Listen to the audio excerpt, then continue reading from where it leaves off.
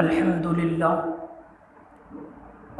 للہ کفا وسلام علی عباده الذین اصطفى اما بعد فاعوذ باللہ من الشیطان الرجیم بسم اللہ الرحمن الرحیم وَأَنَّ الْمَسَاجِدَ لِلَّهِ فَلَا تَدْعُوا مَعَ اللَّهِ أَحَدًا وقال الله تبارك وتعالى في كلامه المجيد والفرقان الحميد إن الصلاة كانت على المؤمنين كتابا موقوتا وقال تعالى اتل ما أوحي إليك من الكتاب وأقم الصلاة إن الصلاة تنهى عن الفحشاء والمنكر ولذكر الله أكبر والله يعلم ما تصنعون صدق الله العلي العظيم وقال النبي المحترم صلى الله عليه وسلم صلوا كما رأيتموني أصلي وقال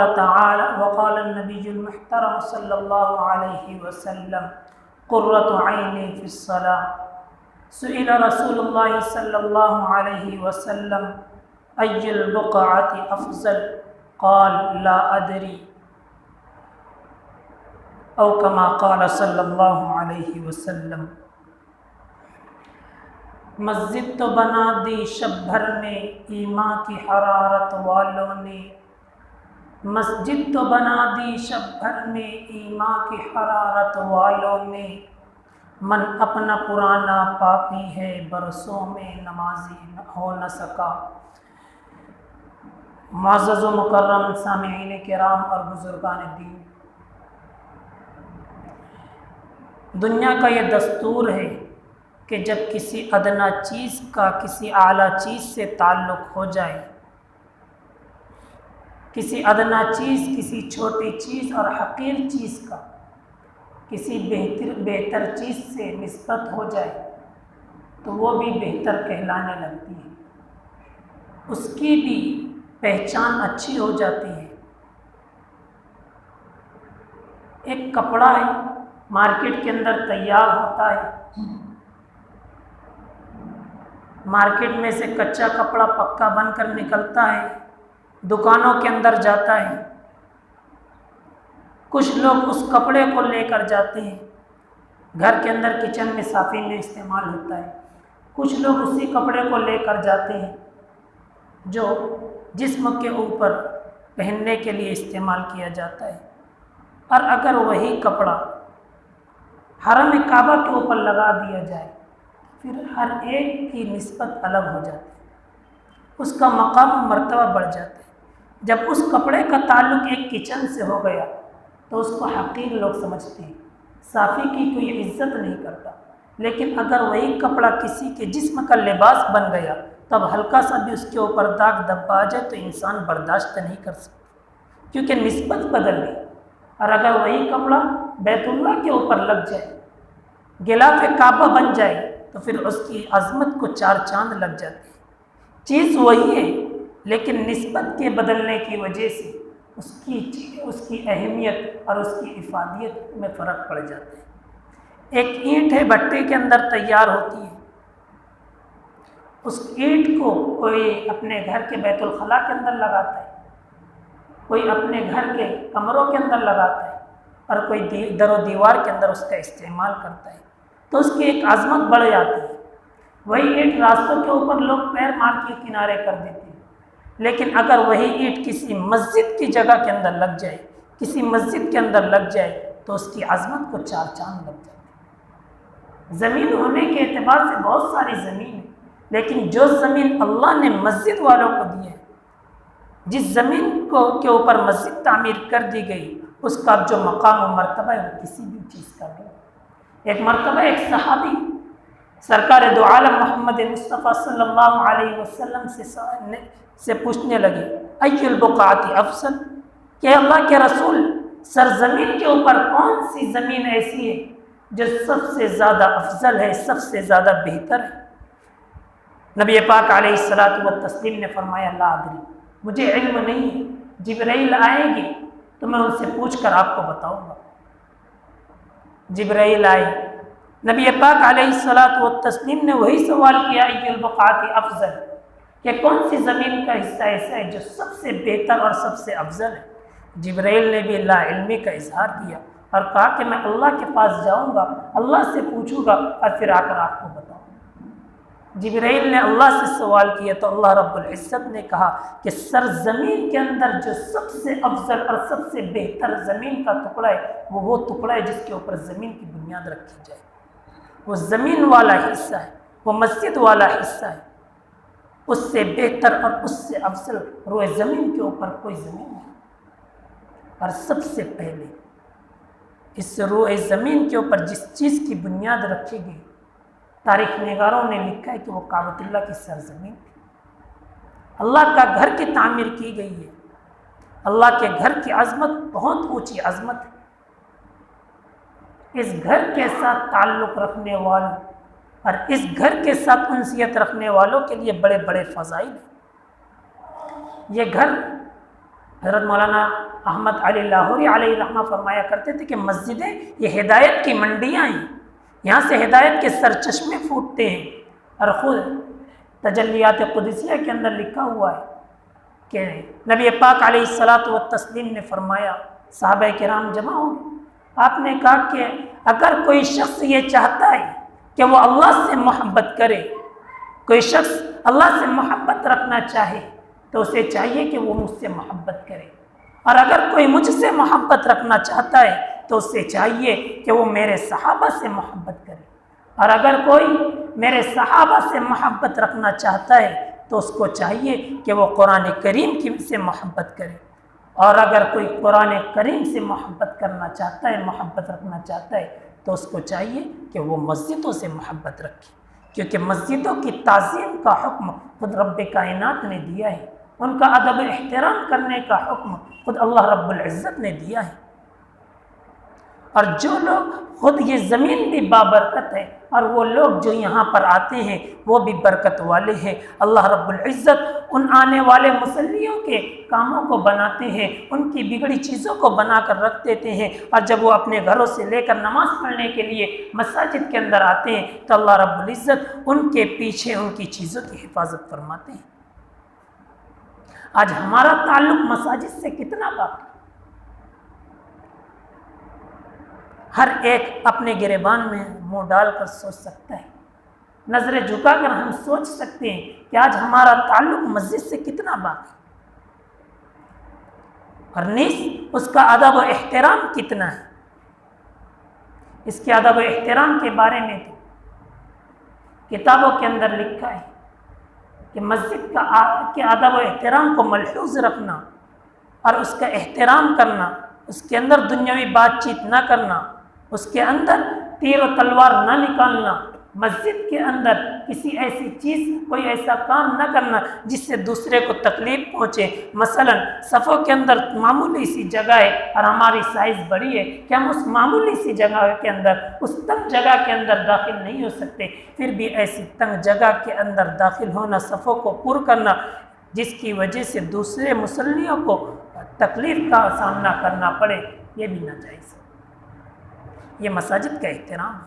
مسجد کے اندر جگہ کے بارے کے اندر کسی سے جھگڑا نہ کرنا، یہ اس کا ادب ہے۔ عطر خوشبو لگا کر آنا، اچھا بن سور کر آنا، یہ مسجد کا احترام ہے۔ اب ذرا ہم تصور کریں، ندا آتی ہے حی علی الفلاح، حی علی الصلاح، کہ آ جاؤ کامیابی کی طرف، آ جاؤ نماز پڑھنے کے لیے۔ اللہ رب العزت کا منادی 5 وقت اللہ کی ندا لگاتا ہے، اذان لگاتا ہے، پکارتا ہے۔ اس کے بعد کچھ آتے ہیں، 50% بھی مسلمان آج 5 وقت نماز کے پابند نہیں۔ کچھ لوگ آتے ہیں، لیکن ہم خود تصور کریں، اگر کسی پرائم منسٹر کا ہمیں آرڈر آ جائے تو ہم کتنا بن سور کر ان کے سامنے جائیں، کس حالت کے اندر جائیں گے اور کتنی فکر کے ساتھ پہنچے گی۔ 1 گھنٹہ پہلے ہر ایک پہنچ جائے گا، 1 گھنٹہ پہلے ہر ایک وہاں پر پہنچ جائے گا۔ کیوں؟ کیونکہ بہت بڑے آدمی کی طرف سے ہمیں بلانا آئے، کوئی MLA کی طرف سے بلانا آ جائے تو وقت سے پہلے پہنچنے کی صحیح کی جائے گی۔ لیکن جب شہنشاہوں کا شہنشاہ دنیا کا پالنہار، ہم سب کا پروردگار اللہ رب العزت جب ندا لگاتے ہیں اور جب وہ اپنے دربار کے اندر لوگوں کو بلاتے ہیں تو ہمارے آنے کا وقت کیا ہوتا ہے، ہم خود تصور کریں۔ اذان ہو جاتی ہے، گھڑی دیکھتے ہیں ہمیں 15 منٹ باقی ہے، آدھا گھنٹہ باقی ہے، دکان کا شٹر آف نہیں ہوتا۔ کیا یہی مسجد کا ادب ہے؟ علماء نے تو یہاں تک کے لکھا ہے کہ تکبیر تحریمہ سے پہلے مسجد کے اندر ہمارے قدم پہنچ جائے، یہ نماز کا ادب ہے، مسجد کا ادب احترام۔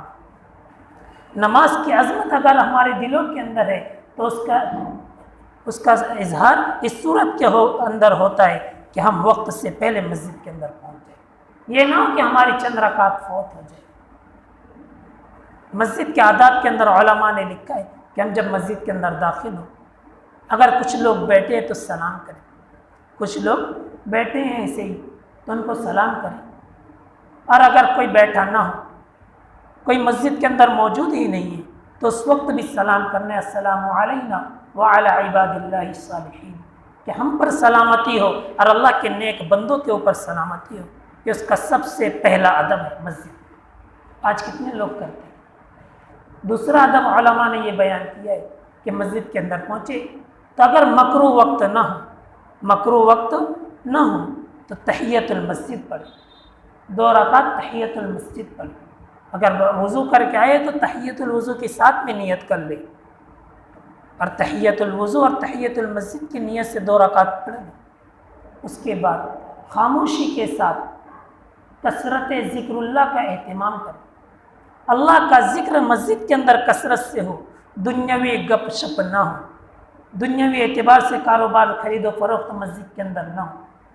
مسجد کے اندر آ گئے، اب اطمینان کے ساتھ سکون کے ساتھ ہمیں بیٹھنا ہے، کسی سے نہ ہی الجھنا ہے۔ حتیٰ کہ علماء نے یہاں تک کہ لکھا ہے، خود نبی پاک علیہ الصلاۃ والتسلیم نے فرمایا کہ جب جمعہ کی نماز کا وقت ہو یا نماز سے پہلے تم مسجد کے اندر پہنچ جاؤ۔ صحابہ کرام اتنی دیر پہلے پہنچ جایا کرتے تھے کہ اونگ آنے لگتی تھی، اونگ آتی تھی۔ نبی پاک علیہ الصلاۃ والتسلیم نے فرمایا اگر کسی کو ایسا معاملہ پیش آ جائے تو اپنی جگہ کے اوپر کھڑے ہو جائے تاکہ نیند بھاگ جائے۔ تو صحابہ کرام اہتمام کے ساتھ مسجدوں کے اندر وقت سے جلدی پہنچنے کی فکر کیا کرتے تھے۔ آج اذان ہو جاتی ہے، اذان ثانی، حتیٰ کہ خطبہ ختم ہو جاتے اس وقت بھی لوگ آتے رہتے۔ جمعہ کا اہتمام، یا ایھا الذین آمنوا اذا نودی للصلاۃ من یوم الجمعہ فاسعوا الی ذکر اللہ وذروا البیع، جس کے بارے میں ارشاد خداوندی ہے کہ خرید و فروخت تو چھوڑ دو، جلدی جلدی مسجد کی طرف قدم اٹھاؤ، جس قدر جتنا جلدی ہو سکے مسجد کے اندر پہنچ جاؤ، فرشتے تمہارا انتظار کر رہے ہیں، تمہارے نام اعمال کے اندر نیکیاں بڑھانے کا وقت ہے۔ اور جب خطبہ شروع ہوتا ہے وہ بھی رجسٹر بند کر دیتے ہیں اور خطبے سننے کے اندر منہمک ہو جاتے ہیں۔ لیکن ہمارا مسلمان تو جب اذان ہوتی ہے اس وقت غسل خانے کے اندر پہنچتی ہے۔ آج کے نوجوانوں کا یہ عالم ہوتا ہو جائے۔ اس لحاظ سے ہمیں نماز کا بھی ادب کرنا ہے، نماز کا بھی احترام کرنا ہے، اور مساجد جو سرزمین کے اندر سب سے اہم اور سب سے افضل جگہ ہے اس کا بھی ادب احترام کرنا ہے۔ مسجد کے اندر آ جائے، نماز پڑھنا ہے تو سنتوں کی پابندی، سنتوں کی پابندی یہ ہر مسلمان کے لیے ضروری ہے۔ آج سنتوں سے جتنی دوری اور بدعات سے جتنی قربت ہے وہ کبھی بھی اور کسی زمانے میں نہیں ہوئی۔ آج ہر مسلمان چھوٹی ہو کے بڑی ہر سنتوں سے دور ہے، ہر سنتوں سے دور ہے، اور کسی سے خرق العادت کوئی کرامت صادر ہو جائے، گرچہ وہ تارک السنہ ہو، سنت کو چھوڑنے والا ہو، اگر کسی بڑے سے، آج کل ناموں کے پیر موجود ہیں جو حقیقت میں پیر ہیں، اگر کوئی ان کے پاس جاتا ہے اور ان کو کوئی افاقہ ہو جاتا ہے، بیماری دور ہو جاتی ہے، تو ان کی عظمت ان کے دلوں کے اندر بیٹھ جاتی ہے، حالانکہ وہ تارک السنہ ہے، لوگ جانتے ہیں سنت کو چھوڑنے والا ہے، لیکن کوئی کرامت صادر ہو گئی تو اس کا ادب و احترام بجا لاتے ہیں۔ حالانکہ مولانا احمد علی لاہوری علیہ الرحمہ نے فرمایا کہ اگر کوئی پیر، کوئی شیخ طریقت ہواؤں کے اندر اڑنے لگ جائے، پانی کے اوپر چل کر پار کر جائے، لیکن وہ اگر تارک السنہ ہے، سنت کو چھوڑ کر زندگی گزارنے والا ہے، تو اس کی طرف دیکھنا ناجائز ہے۔ اگر اس کے ہاتھ کے اوپر بیعت کر چکے ہو تو اس کے ہاتھ کے اوپر کی بیعت کو توڑنا تمہارے اوپر فرض ہو چکا۔ سنت کو چھوڑنے کے اوپر بات کر رہا ہوں۔ ہمارے اکابرین نے سنتوں کا اتنا اہتمام کیا کہ عقلیں دنگ رہ جاتی ہیں۔ مولانا قاسم نانوتوی علیہ الرحمہ جب جنگ آزادی کا موقع تھا، انگریزوں کے خلاف جنگ لڑ رہے تھے، انگریزوں کی طرف سے وارنٹ جاری تھا کہ قاسم جہاں پر بھی مل جائے اس کو فوراً گرفتار کر کے لایا جائے۔ حضرت مولانا قاسم نانوتوی علیہ الرحمہ روپوش ہو گئے، چھپ گئے، 3 دن تک کے چھپے رہے، 3 دن کے بعد نکل گئے۔ لوگوں نے کہا کہ ابھی وارنٹ ختم نہیں ہوا ہے، جاسوس آپ کو تلاش کر رہی ہیں، آپ واپس چھپ جائیے۔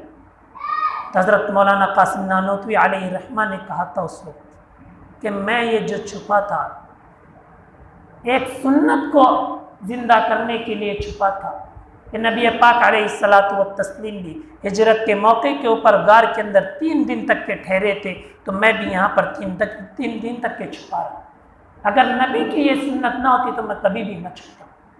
اور ان کے حاضر جوابی بھی بڑی تیز تھے، بڑے عقل مند تھے۔ اتفاق ایسا ہوا کہ مسجد کے اندر عام قسم کی طرح رہتے تھے، دھوتی لنگی پہنے ہوئے تھے، اور اس وقت کسان کا جو لباس ہوا کرتا تھا ویسا ہی لباس تھا۔ مسجد کی صفائی کر رہے تھے۔ کتنا بڑا شخص ہے، دیوبند کے اندر کام کرنے والا مولانا قاسم نانوتوی، دیوبند کا محتمم، مسجد صاف کر رہے ہیں، کوئی خدمت نہیں تھی، پھر بھی مسجد صاف کر رہے ہیں۔ ایک جاسوس آ گئے، ایک پولیس والا آ گیا۔ پولیس والوں کا رجحان یہ تھا کہ اتنا بڑا شخص ہے جس کے خلاف انگریزوں نے یہ وارنٹ جاری کر دیا ہے، اور جس شخص نے انگریزوں کی ناک کے اندر دم کر رکھا ہے تو وہ بہت بڑا آدمی ہوگا۔ خادم نوکر اس کے پاس ہوگے۔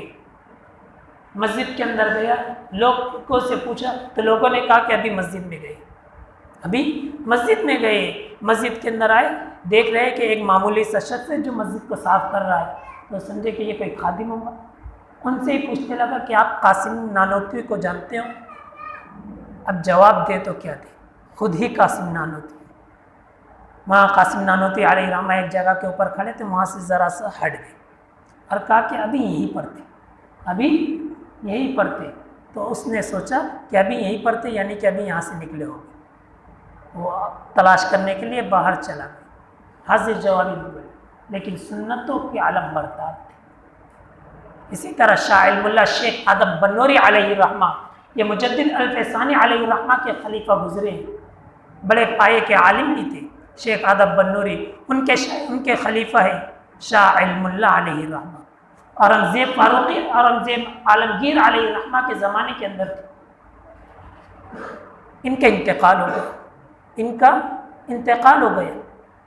اورنگزیب نے خواب میں دیکھا کہ نبی پاک علیہ الصلاۃ والتسلیم کی وفات ہو، بڑے حیران ہوئے۔ اور عالمگیر علیہ الرحمہ کے دربار کے اندر روزانہ علماء کی مجلس لگا کرتی تھی، صبح علماء کی مجلس لگی۔ عالمگیر علیہ الرحمہ نے اپنا خواب علماء کے سامنے رکھ دیا کہ میں نے آج رات یہ خواب دیکھا ہے، اس کی تعبیر میری سمجھ میں نہیں آ رہی ہے، آپ لوگ مجھے تعبیر بتائیں، آپ لوگ مجھے اس خواب کی تعبیر بتائیں۔ تو بڑی جستجو کے بعد علماء نے کہا کہ ایسا محسوس ہوتا ہے کہ آج کی رات اس روئے زمین کا سب سے بڑا متبع سنت وفات پا گئی ہے، اس روئے زمین کا سب سے بڑا سنتوں کا پیروکار، سنت کی پیروی کرنے والا وفات پا گئے۔ پھر خبر آئی کہ شاہ علم اللہ کا انتقال ہو گئے، تو اورنگزیب عالمگیر علیہ الرحمہ نے کہا کہ یہی وہ شخص تھا جس روئے زمین کے اوپر نبی کی سنتوں کا سب سے زیادہ اہتمام کرنے والا۔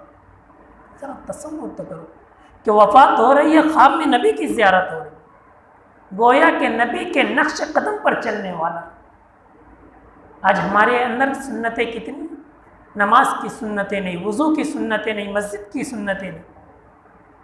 حالانکہ نبی نے ہر مقام کی، ہر محل کی سنتیں بتائی ہیں۔ بچے کے پیدا ہونے سے لے کر بچے کے لحد قبر تک پہنچنے تک کی معاملات نبی نے بتائی ہیں۔ لیکن عمل کرنے والے بہت کم ہیں۔ گفتار آسان ولیکن کردار مشکل۔ کہنا آسان ہے کہ سنتوں کی پیروی کرو، ہم عاشق رسول ہیں، ہم عاشق سنت ہیں، لیکن کرنا عزیزوں بڑا مشکل ہے۔ کردار کے غازی بنو، عمل کے غازی بنو۔ گفتار کے غازی تو بہت ہوتے ہیں، کہنے والے بہت ہیں، لیکن کہنے سے کبھی کسی کی تدبیر نہیں بدلتی، کہنے سے کبھی زمانہ تبدیل نہیں ہوتا ہے۔ عمل کرنے والوں کی ضرورت ہے، عمل کی ضرورت ہے۔ عمل کرنے والوں کی قدر ہے، کان بھرنے والوں کی قدر نہیں۔ اس لیے عزیزوں سنتوں کی پیروی ہے۔ نبی پاک علیہ الصلاۃ والتسلیم نے ہر سنت بتائی ہے۔ وضو کے اندر سنت ہے کہ کس طرح بیٹھ کر وضو کرنا ہے، فاسبغ الوضو، اچھی طریقے سے وضو کرنا ہے۔ مسواک کا اہتمام ہو۔ مسواک کے بارے کے اندر علماء نے لکھا ہے 70 سے زائد اس کے فائدے ہیں، 70 سے زائد اس کے فائدے ہیں۔ ایک مرتبہ غالباً ایران یا کسی اور جگہ کے پاگل خانے کے اندر اس کا واقعہ یہ ہوا تھا کہ حضرت مولانا حکیم الامت، حکیم العرب والعجم، حکیم اختر شاہ اختر علیہ الرحمہ، ان کے فرزند ارجمند وہ بیان کرتے ہیں کہ ایک مرتبہ مولانا مظہر نام ہے، وہ خود بیان کرتے ہیں کہ جو جہاز پہلے زمانے کے اندر حجاج کرام جہازوں کے اوپر سفر کرتے تھے، پانی کے جہاز ہوا کرتے تھے، تو ایک جہاز چلا کرتا تھا، جدہ پہنچتا تھا، تو جب وہ جہاز اترتا تھا، رکتا تھا، تو لوگوں کی بھیڑ لگ جاتی تھی، لوگوں کا ہجوم لگ جاتا تھا، کیونکہ وہ جہاز کئی منزلوں والا تھا اور اس کے اندر 10,000 حجاج کرام سوار ہوتے تھے۔ اس زمانے کے اندر اتنا بڑا جہاز تھا، تو لوگ وہاں پر جمع ہو جایا کرتے تھے۔ تو اس کا جو کپتان تھا سہیل نام، اور وہ اسلامک کی کوئی کمپنی چلا کرتی تھی، اس کا مینیجر بھی تھا، بہت بڑا آدمی تھا۔ اس کے دانت کے اندر درد شروع ہوا، اس کے دانت کے اندر درد شروع ہوا۔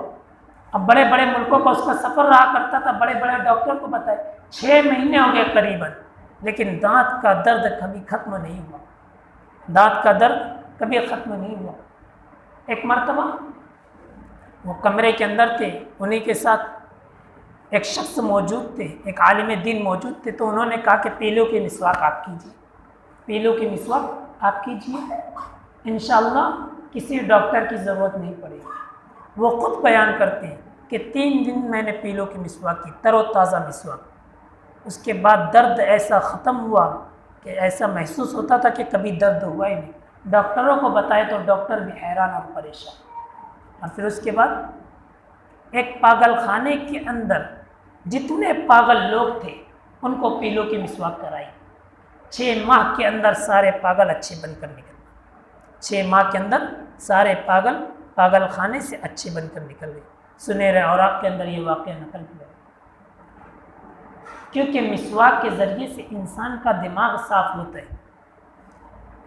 جو گندگیاں اور وہ پاگل پن جو انسان کو پاگل بنا دیتے، وہ چیزیں جو انسان کو پاگل بنا دیتے، مسواک کرنے کی وجہ سے وہ سارے مادے ختم ہو جاتے ہیں۔ آج ہمارا حال یہ کہ ہم مسواک لیتے ہیں تو دل کی تمنا یہ ہوتی ہے کہ بڑھاپے تک کی چلتی ہے، ایک مرتبہ اس کو بنا لیے تو اب اسی کو کرتے رہتے ہیں، حالانکہ جراثیم آ جاتے ہیں اس کے، ایک ہفتہ ہو تو اگلا سرا اس کا کاٹ کر دوسرا سرا استعمال کیا جائے، لیکن تمنا یہ ہوتی ہے کہ ہم جب تک کہ چل رہے ہیں وہ بھی چلتی رہے۔ نہیں عزیز، اس کا بھی ادب احترام کہ مسواک جب آگے کا حصہ کر چکے، ایک ہفتہ بہت زیادہ ہو جاتے ہیں، ایک ہفتہ اگر کر چکے تو بس اس کو اب کاٹ کے اتنا حصہ پھینک دو، دوبارہ مسواک کرو، بناؤ اور پھر اس کو کرنا شروع کرو۔ پیلو کی مسواک یہ سنت ہے، پیلو کی مسواک کرنا یہ سنت ہے، ورنہ آج کل نیم کی مسواک بھی، زیتون کی مسواک بھی موجود ہے۔ بس مسواک کرنا یہ ایک عام سنت ہے۔ اس کے بارے کے اندر علماء فرماتے ہیں کہ مسواک کے سلسلے میں 2 سنتیں ہیں، مسواک کے سلسلے میں 2 سنتیں، ایک تو پیلو کی مسواک کرنا اور ایک صرف مسواک کرنا۔ پیلو کی مسواک کرنے کے اندر مسواک کا بھی ثواب ملے گا اور پیلو کا بھی ثواب ملے گا، اور اگر صرف مسواک کر رہے ہیں تو مسواک کرنے کے جو فضائل ہے جس کے بارے میں نبی پاک علیہ الصلاۃ والتسلیم نے فرمایا تھا لولا اشق عن امتی لامرتهم بالسواک، کہ اگر مجھے اپنی امت کے اوپر کسی چیز کا خوف نہیں ہوتا تو میں ان کو مسواک کا حکم دیتا، فرض کر دیتا کہ 5 وقت نماز سے پہلے مسواک کیا کرے۔ تو اس لیے عزیزوں، سنتوں کا اہتمام، سنتوں کو اپنی زندگی کے اندر جگہ دیں، چھوٹی چھوٹی سنتوں کو جگہ دیں، آپ کی زندگی پرسکون ہو جائے گی۔ نماز کے بارے میں کہنا تھا کہ نماز، آج ہماری نماز ویسی نہیں جیسی صحابہ کی نماز تھی۔ کیوں؟ انہوں نے اپنی نمازوں کو بنایا تھا۔ نماز آج بھی بن سکتی ہے، بنانے والے ہونے چاہیے۔ آج بھی ہم اپنی نمازوں سے اپنے بگڑے ہوئے کام بنا سکتے ہیں۔ آج بھی اللہ نے نماز کے اندر وہ تاثیر رکھی ہے، وہ اثر رکھا ہے کہ اس کے بعد اگر ہم اللہ کے حضور دعا کے لیے ہاتھ اٹھا لیں تو ہماری رزق کی فراوانی ہو سکتی ہے، ہمارے گھر کے بیمار اچھے ہو سکتے ہیں۔ آپ ذرا تصور کرو کہ کچھ زمانے پہلے جو بوڑھے حضرات ہیں وہ جانتے ہوگے کہ جب کوئی بیمار ہو جاتا تھا چھوٹا بچہ تو اس کو دواخانہ نہیں لے کر جاتے تھے، بڑھیا عورت اس بچے کو لے کر مسجد کے در کے اوپر آ جاتی تھی کہ ابھی نمازی نماز پڑھ کے نکلے گے، وہ اس کے اوپر پھونک مارے گے، ہمارا بچہ اچھا ہو جائے گا۔ اور ہوتا بھی یہی تھا، لیکن لوگوں کے تصورات بدلتے گئے، لوگوں کے خیالات بگڑتے گئے، اور آج یہ ہو گیا کہ نمازوں کے بارے میں ہمارا احساس یہ ہو گیا کہ نماز تو نماز ہی نہیں۔ جو ہم سوچا کرتے تھے کہ نمازوں کے ذریعے سے ہماری بگڑی بن سکتی ہے، ہمارے بیمار اچھے ہو سکتے ہیں، وہ خیالات دور ہو گئے۔ اب ویسی نماز بھی نہیں رہی، جاندار نماز بھی نہیں رہی۔ تو نمازوں کے بنانے کے لیے اس کی مشق کرنی ضروری ہے، نمازوں کے بنانے کے لیے اس کی مشق ضروری ہے۔ نبی پاک علیہ الصلاۃ والتسلیم کو دیکھ کر صحابہ کرام نے نماز کو سیکھا تھا۔